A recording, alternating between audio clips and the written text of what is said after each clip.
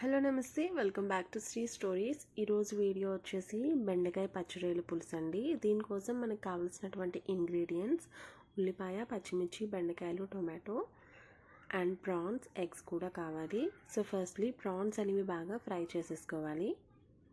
బాగా ఫ్రై అయిపోయిన తర్వాత పక్కకు తీసేసుకుని అది ఆయిల్లో ఎగ్స్ని కూడా బాగా రోస్ట్ చేసుకోవాలి. ఎగ్స్ ప్రాన్స్ రెండు మనకి తర్వాత కావాలండి. సో మెయిన్ ప్రాసెస్ వచ్చేసి స్టవ్ వెలిగించి కుక్కర్ ప్యాన్ పెట్టుకున్నాను.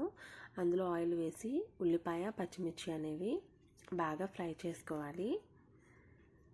అవి బాగా గోల్డెన్ బ్రౌన్ కలర్ వచ్చిన తర్వాత ముందుగా మనం కట్ చేసి పెట్టుకున్న బెండకాయ ముక్కలను అయితే అందులో యాడ్ చేసుకోవాలి. వాటిని కూడా బాగా ఫ్రై చేసుకోవాలండి. బెండకాయలో ఉన్న జిగురంతా కూడా పోయేంత వరకు. చింతపండును అయితే నానబెట్టుకుని ఉంచుకుందాం, పులుసు కదా, నాకు చింతపండు కావాలి. అండ్ టొమాటో ముక్కలను కూడా అందులో యాడ్ చేసుకుని మూత పెట్టేసుకోవాలి. మూత పెట్టుకుంటే టొమాటోస్ అనేవి బాగా సాఫ్ట్ అవుతాయి. నెక్స్ట్ వచ్చి ప్రాన్స్ని యాడ్ చేయాలండి. అందులో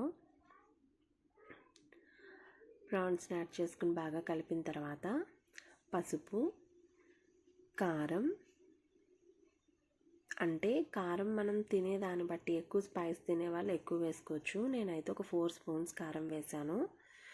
అందులోనే వాటర్ కూడా యాడ్ చేసుకోవాలండి. వాటర్ వల్ల ఏంటంటే వెజిటేబుల్స్ అన్నీ కూడా బాగా ఉడుకుతాయి. అండ్ నెక్స్ట్ వచ్చి ఎగ్స్ వేసుకుని కలుపుకోండి. వెజ్జెస్ అన్నీ కూడా ఉడికినాయండి. ఇప్పుడు మనం నానబెట్టుకున్నటువంటి చింతపండు గుజ్జుని ఇందులో వేసుకోవాలన్నమాట. ఫస్టే మనం చింతపండు రసం వేసేస్తే ఆనియన్స్ అనేవి సెపరేట్ అయిపోతాయండి. వెజిటేబుల్స్ అనేవి కుక్ అవ్వవన్నమాట పులుపుకి. సో ఫస్ట్ మనం వాటర్తో బాగా వాటిని ఉడికించుకున్న తర్వాత మాత్రమే చింతపండు రసం వేసుకుంటే టేస్ట్ బాగుంటుంది. చింతపండు రసం వేసిన తర్వాత బాగా కలుపుకొని కొంతసేపు ఉడకనివ్వాలండి. బాగా ఉడికిన తర్వాత చిక్కగా కావాలనుకున్న వాళ్ళు కొంచెం చిక్కగా ఉడకబెట్టుకోవచ్చు. పలుచగా కావాలనుకున్న వాళ్ళు కొంచెం పలుచగా ఉన్నప్పుడే స్టవ్ ఆఫ్ చేసుకోవచ్చు. అయితే లాస్ట్లో కొంచెం కరివేపాకు అనేది వేసుకుంటే ఫ్లేవర్ అనేది చాలా బాగుంటుంది. ఇంకా కట్టేసే ముందు కరివేపాకు వేసుకుని స్టవ్ ఆఫ్ చేసుకోవడమే. అంతే, వేడి వేడి పచ్చిరొయ్యల బెండకాయ పులుసు అయితే రెడీ.